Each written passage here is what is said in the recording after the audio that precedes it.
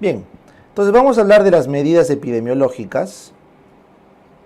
Y dentro de las medidas epidemiológicas tenemos que entender que se dividen en tres. Las medidas de frecuencia, para contar la cantidad de eventos que hay. Las medidas de asociación, para ver si es que hay alguna asociación causal o no, o qué tipo de asociación puede existir, hay que tener medidas. Y finalmente las medidas de impacto, que son para ver, una vez que yo intervengo sobre la población o sobre un individuo, qué impacto voy a tener. Entonces los epidemiólogos, de forma muy sencilla, han clasificado las medidas según el objetivo que queremos. Entonces, si lo que yo quiero es describir, una variable en tiempo, persona y lugar, entonces usaremos las medidas de frecuencia, que es básicamente para contar una sola variable, para ver cuánto hay de cada cosa que quiero medir. Si lo que yo quiero es hacer un análisis entre dos variables, correcto, para ver si es que A tiene algo que ver con B, o es causal, o es diferente, lo que fuera, entonces cuando ya voy a intervenir en dos variables, tengo que hacer medidas de asociación, que asocien esas variables, que puede ser el OR, el RR, la razón de prevalencias, el rate radio, etc. ¿Ya? Y finalmente, las medidas de impacto es cuando yo quiero intervenir sobre una persona o quiero intervenir sobre toda una población de personas, quiero ver cuál es el outcome que tiene. ¿Correcto? O sea, ¿qué pasaría si a esa persona le quito la exposición o le pongo la vacuna? ¿O qué pasaría en esa población si le quito la exposición o le hago la intervención? Quiero ver el impacto que tiene. Muy bien, entonces dicho eso, vamos a arrancar primero con las medidas de frecuencia. Entonces las medidas epidemiológicas, como les dije, se subdividen y ahora vamos a ver las medidas de frecuencia.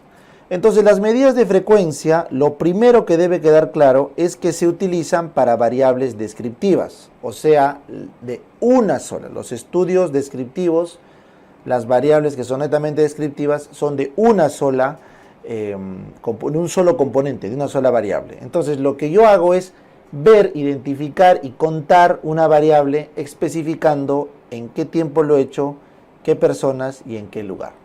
O sea, por ejemplo, vamos a contar los pacientes diabéticos, esas son las personas, en el año 2025, por ejemplo, ese es el tiempo, en la ciudad de Lima, ese es el lugar. Entonces, cuando yo quiero hablar sobre los diabéticos en este año en Lima, estoy hablando de una medida de frecuencia, estoy describiendo una variable o estoy haciendo un estudio de variable descriptiva y eso es lo que se conoce como tasa. Los epidemiólogos le llaman tasa a aquellas mediciones que especifican tiempo, persona y lugar. ¿Listo? Muy bien. Entonces, estas tasas se pueden medir de diferente forma. Puedo medir una prevalencia, puedo medir una incidencia acumulada y puedo medir una densidad de incidencia. Entonces, las tres tasas que vamos a estudiar son la prevalencia, la incidencia acumulada y la densidad de incidencia. Y finalmente recuerden que cuando estamos comparando diferentes grupos etarios, las tasas no se pueden comparar directamente, entonces se requiere un ajuste o estandarización de tasas, ya sea a través de la población modelo de la OMS, ¿no es cierto?, que es una opción, o a través de la famosa población de Segui, que es otra opción para estandarizar tasas. Entonces, ¿qué quiere decir? Si yo encuentro la prevalencia, incidencia o densidad de incidencia de cierta enfermedad en Lima y lo quiero comparar con la misma prevalencia, incidencia y densidad de incidencia en Tokio, ¿no?, en Japón, no puedo comparar los datos directamente porque las edades de ambas poblaciones, la de Lima y la de Tokio, no son las mismas.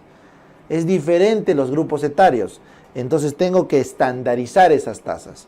Agarro la prevalencia de Lima, agarro la prevalencia de Tokio, los estandarizo con la población estándar de la OMS al 2025 o con la población hipotética de Segui, y con esa estandarización, que es un cálculo matemático, saco una constante y con esa constante yo multiplico a cada uno para ya tener un valor final. ¿Ya? Entonces más o menos así sería.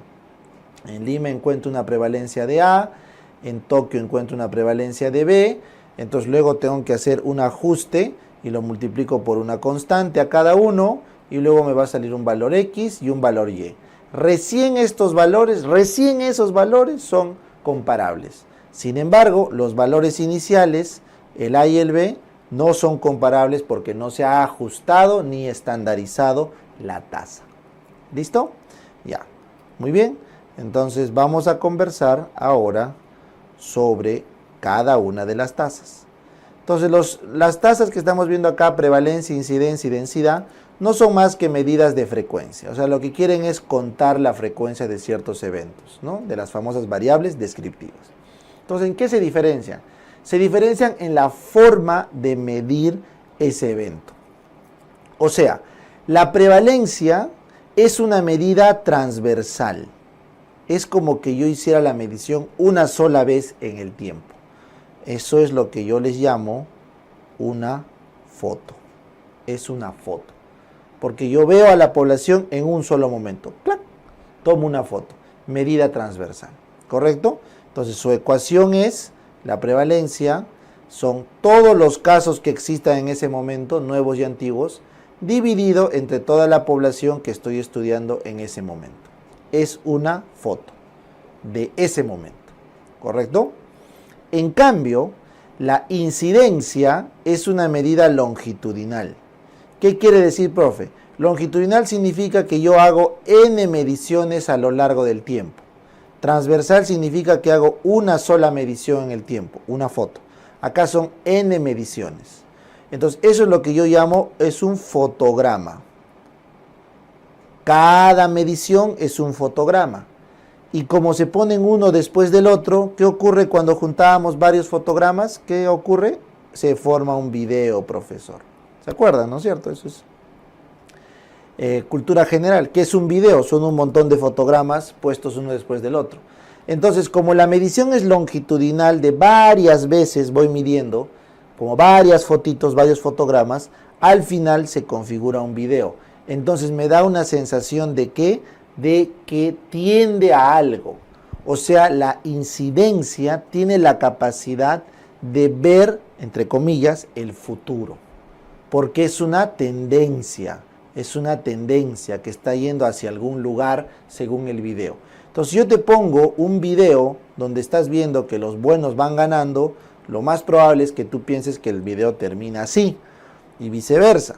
Entonces, los videos son la forma más cercana que tendríamos a una extrapolación a futuro, una predicción futura. ¿Por qué? Porque la incidencia, miren acá arriba, mide los casos nuevos, ojo, sobre la población en riesgo. Entonces, al decirme casos nuevos, esta palabra es clave, al decir que son casos nuevos, significa que estos casos ayer no eran, hoy son, o quizá mañana aparezca uno nuevo. Entonces, he metido en la ecuación la variable tiempo, Y la incidencia lo compara con la población, ¿correcto? Pero acá viene un segundo término. La incidencia, a diferencia de la prevalencia, busca medir una segunda cosa. ¿Cuál, profe? El riesgo. Cuando yo mido sobre la población en riesgo, entonces indirectamente estoy evaluando un riesgo en esta tasa, que no era así la prevalencia. La prevalencia usaba la población total, no le interesaba el factor de riesgo. Entonces, la incidencia nos permite ver cuánto tiene de riesgo las personas de desarrollar cierto desenlace a lo largo del tiempo. Por eso es una medida para predecir. ¿Está claro? Entonces, los epidemiólogos tienen claro esas dos cosas. Yo tomo fotos con la prevalencia para ver cómo va la cosa, pero yo filmo videos con la incidencia para ver a dónde va la cosa. Por eso es que le han puesto unos adjetivos. La prevalencia es la magnitud o frecuencia del problema, porque me agarra toda la población en ese momento. de tal forma que las enfermedades de gran magnitud o de gran frecuencia se convierten en problemas de salud pública. ¿Ya? Mientras tanto, la incidencia le llaman la medida de gravedad. Cuanto más está aumentando la incidencia, yo concluyo que la enfermedad es más grave porque está habiendo más casos nuevos de los expuestos. Entonces, la gravedad se mide con la incidencia, la magnitud con la prevalencia. ¿Ya? Entonces, ¿no me crees? Acá te doy un ejemplo. En la ola de COVID, imagínate la ola de COVID, si yo hago una medida de la prevalencia acá, voy a decir que es un problema escaso porque hay pocas personas. Pero si te das cuenta, la tendencia está de subida. Entonces, si yo mido la incidencia acá, la incidencia acá, la incidencia A, la incidencia B, yo voy a decir que esta es una enfermedad grave porque está de subida. Mientras que si mido la prevalencia A y acá la prevalencia B, ¿correcto? No voy a poder concluir necesariamente a dónde está yendo porque simplemente son medidas puntuales. La incidencia le dice que es una medida que va aumentando en el tiempo. Entonces, esta sensación de subida sí se consigue con la incidencia, más no con la prevalencia. Porque la prevalencia dijimos que es la medición de un solo punto. Entonces, no puedo hacer eso. Solo mido un punto ahí y yo digo, oh, es verdad, el COVID está escaso, ¿no? Porque es una sola medida. Pero cuando ya le meto dos o más medidas, eso se vuelve incidencia. Y ahí sí puedo ver la tendencia. De la misma forma, si yo hago una medición de prevalencia acá, yo voy a decir, el COVID es un problema muy grande, de magnitud grande, correcto. Pero si yo acá mido la incidencia, y como sabemos que se mide varias veces, al hacer la medición estoy dándome cuenta que ya va de bajada. Entonces, cuando yo mido una sola foto, mira, yo no puedo ver la curva. Solamente veo fotos aisladas. Pero cuando yo mido la incidencia, yo sí puedo ver una tendencia, o a la alta o a la baja. Por eso es importante diferenciar la prevalencia de la incidencia. Entonces, la prevalencia es la primera medida que usan los epidemiólogos. La incidencia es la medida ideal para seguir los casos al inicio, sobre todo, al inicio. ¿Ya? Muy bien. Existen tipos, es cierto, la prevalencia puede ser puntual o puede ser lápsica. Ya, les voy a poner un ejemplo. Entonces, supongamos que tenemos una línea de tiempo desde los años 90 hasta el 2020, por ejemplo. ¿Ya? Una línea de 30 años. Entonces, si yo mido la prevalencia de diabetes en el Perú en el año 2010, esa es una prevalencia puntual. Pero si yo quiero contar todos los casos que han habido desde los años 90 hasta el 2010, esa es una prevalencia lápsica. Pero, profe, entonces sería una incidencia porque lo mide en el tiempo. No, falso. Es solo una medición.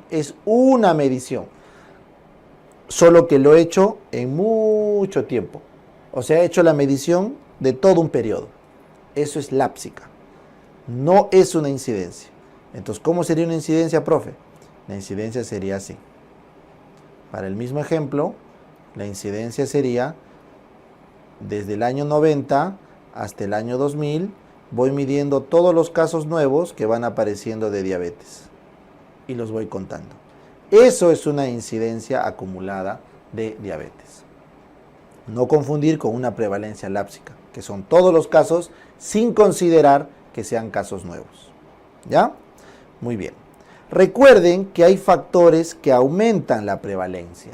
O sea, la prevalencia aumenta con todo aquello que aumente los casos nuevos o que disminuya los casos o las personas sanas. ¿Ya? Acuérdate, todo aquello que aumente los casos, en este caso no importa nuevos, todo lo que aumente los casos o todo lo que disminuya los sanos va a aumentar la prevalencia. Y es matemática simple, pues, ¿no? Si aumento los casos, aumenta la prevalencia. Si bajo la población total de sanos, entonces los casos se mantienen igual y por ende aumenta la prevalencia. Entonces, imagínate todo lo que puede aumentar los casos. A ver, vamos a hacer un ejercicio. Doc, ¿por qué podrían aumentar los casos de una enfermedad? Por ejemplo, porque se diagnostica más. hay más pruebas diagnósticas, se descubre una nueva prueba diagnóstica con más sensibilidad, hay campañas de diagnóstico, por eso es que hay más enfermedad. Si yo me ponía a hacerle prueba de COVID a todo el mundo, pues iba a aumentar la prevalencia de COVID, pues era obvio. Segundo, pueden aumentar los casos cuando las personas siguen siendo casos. Recuerden que un caso tiene dos caminos, o se cura o se muere, porque de otra forma queda siendo caso toda la vida. Entonces un diabético, un hipertenso, un paciente con VIH que nunca se curan, siempre van a ser casos.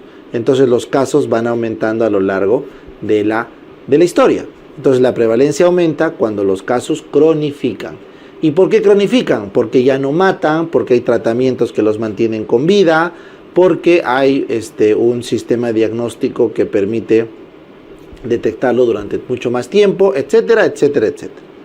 Y finalmente, ¿cuándo disminuyen los sanos? Bueno, ¿cuándo se van los sanos de una población? Cuando emigran, cuando se van a otro país, ¿ya? Entonces, por ejemplo, muchos dicen, ¿no? Las migraciones son malas. No necesariamente. Para el país que se van, sí, pero para los que vienen, no. Porque cuando vienen personas sanas a países por migración, recuerden que el que migra es la gente sana, no migran los enfermos, es difícil para un enfermo emigrar, el país de origen se queda con más enfermos y sus prevalencias aumentan. Y los países receptores bajan su prevalencia porque tienen más sanos. ¿Ya? Muy bien.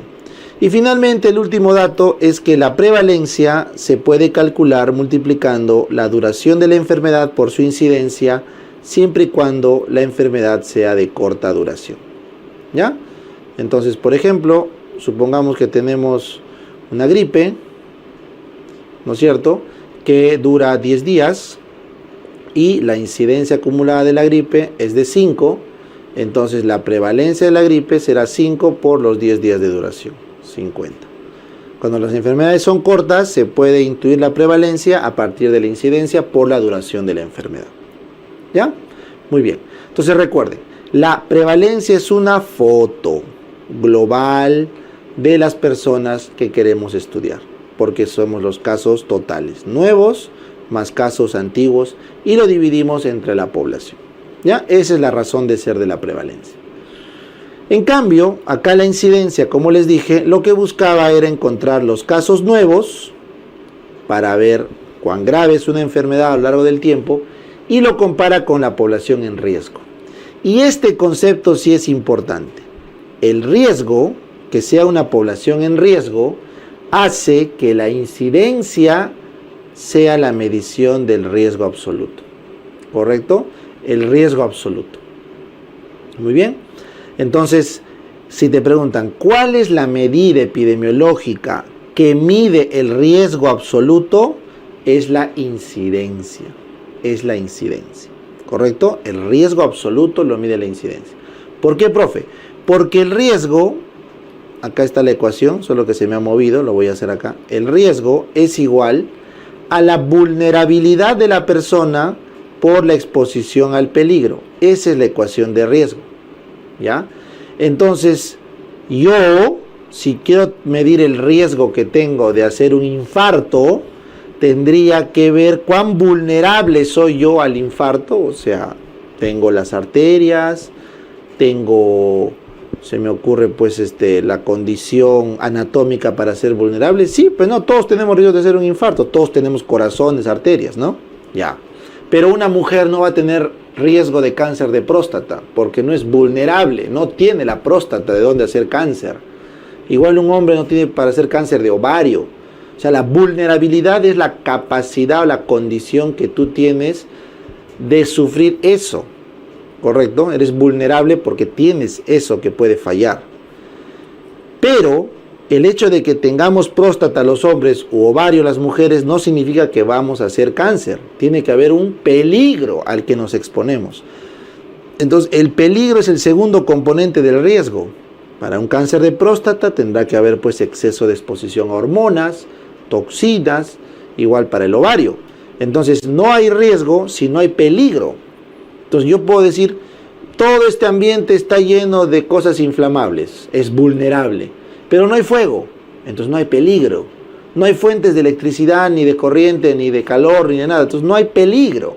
Entonces es vulnerable, pero no hay peligro. Entonces no hay riesgo, porque es una multiplicación.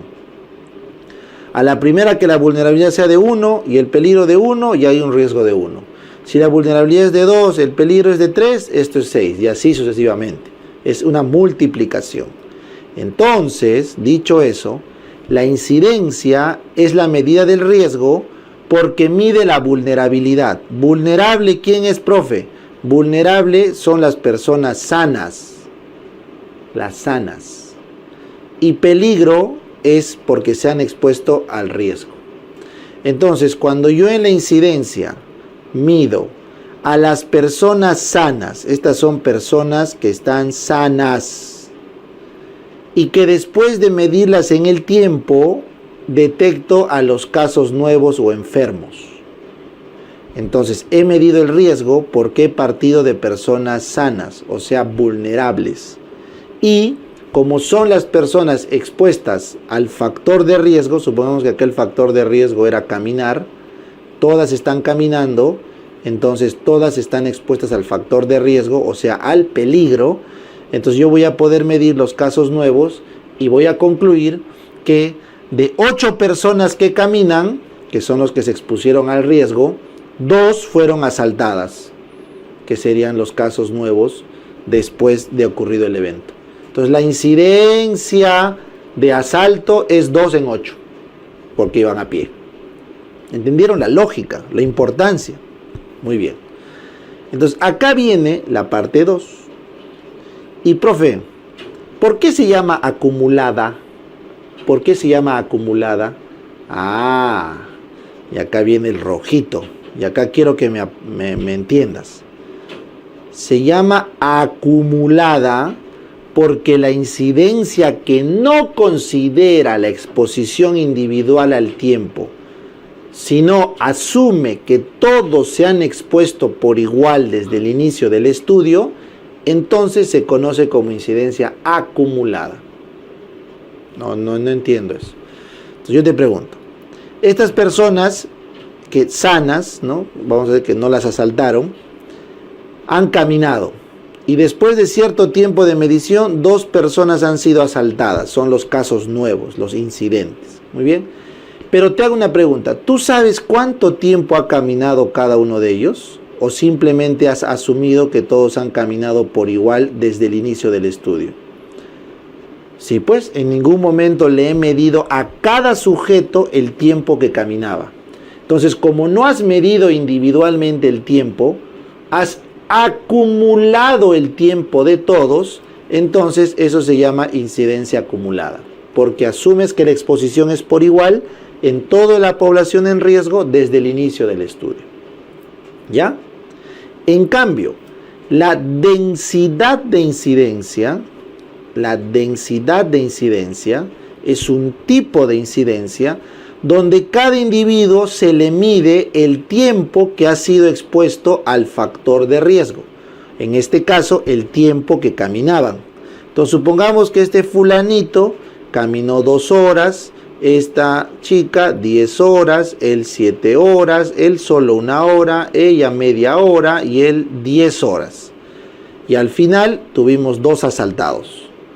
Entonces la ecuación cambia. Se sigue poniendo arriba al número de casos nuevos, en este caso los 2 que han sido asaltados, pero debajo se pone la medición de la sumatoria de cada persona multiplicado por su propio tiempo de exposición sumados.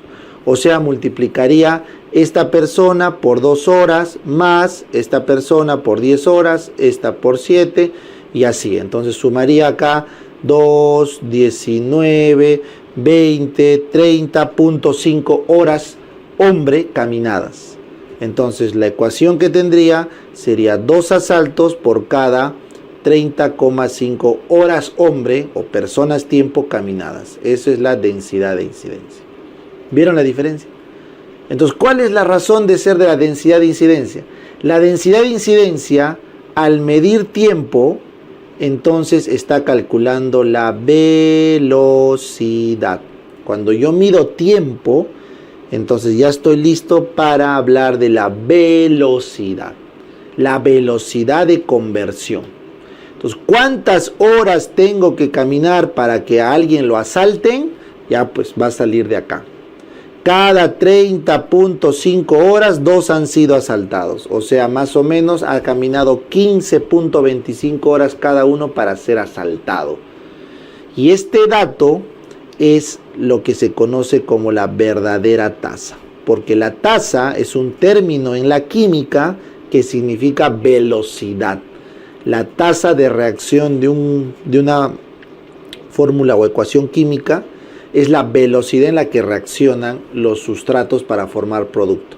Entonces, en la epidemiología, la densidad de incidencia es la verdadera tasa, porque es la única tasa que considera el tiempo de exposición de cada sujeto. ¿Ya? Eso es importante. ¿Y para qué utilizamos esto, Doc? Usamos la densidad de incidencia para las enfermedades, sobre todo contagiosas graves. ¿Cuántas horas debo hacer guardia para tener un caso de COVID? Así tenga mi EPP, lo que fuera. ¿Cuántas cirugías tiene que hacer un cirujano hasta que haya un caso de hepatitis C? Y así, o sea, te piden el tiempo en el que te expones a un factor hasta ocurrir el evento. Y eso me permite saber, me da un dato mucho más útil para tomar decisiones. ¿Ya? Entonces, no se puede hacer densidad de incidencia con todos, no. Porque solo se reserva para cosas graves que yo puedo medir el tiempo. Yo no puedo medir la densidad de incidencia del diabético. Porque yo no podría medir cuántas horas o cuánto tiempo está expuesto a una dieta inadecuada o a tabaco o lo que sea antes de hacer su diabetes. No puedo. ¿Me entienden? O sea, no puedo llegar a ese nivel de detalle para muchas enfermedades. Pero sí puedo medir en UCI, por ejemplo, que fue pregunta examen, cuántos días tienes que estar en el ventilador para que te dé una neumonía intrahospitalaria. Sí puedo medir eso. ¿Ya? Entonces, eso es básicamente la densidad de incidencia. Recuerden que al ser igual una incidencia, su medición es longitudinal, sigue siendo un video, no ha cambiado. Pero lo que sí quiero resaltar es que la densidad de incidencia es una razón. Una razón. O sea, profe, es un X sobre Y. Es una razón. En cambio, la incidencia acumulada y la prevalencia ambos son proporciones. O sea, un X entre X más Y. Entonces, en estadística vamos a ver que la proporción es una fracción, mientras que la razón es una relación. Entonces, matemáticamente, la prevalencia y la incidencia acumulada son proporciones y matemáticamente la densidad de incidencia es una razón, porque arriba van los casos y abajo va una multiplicación de persona-tiempo, que es dimensionalmente distinta. ¿Y por qué acoto esto acá? Porque mucha gente tiene la idea errónea de que tasa significa proporción. Falso. La tasa es un concepto epidemiológico de una medida de frecuencia expresada en persona, tiempo y lugar. La proporción y la razón son términos de la aritmética. Proporción es cuando se calcula la parte de un todo y razón es cuando se relacionan dos números independientes. ¿Ya? Entonces no confundan esas dos. Bien.